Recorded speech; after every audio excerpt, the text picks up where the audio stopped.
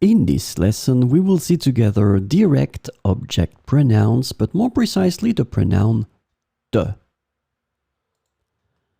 So what are direct object pronouns? If you have no clue, then please take the time to watch my video covering this topic, because you will need this knowledge to understand the examples.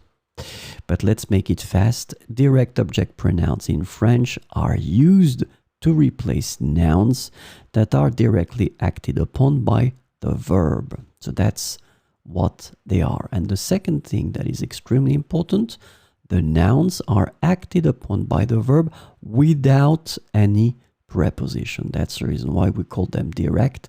It's because it's without any preposition.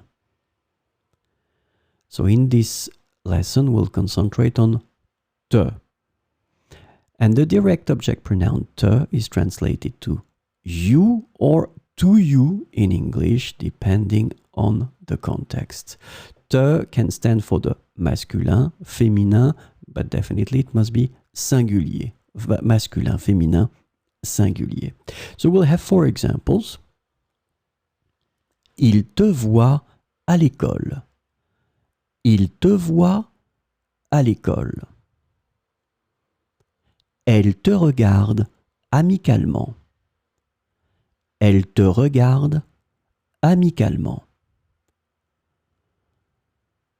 Le chien te suit. Le chien te suit. La maîtresse te félicite pour ton travail. La maîtresse te félicite pour ton travail.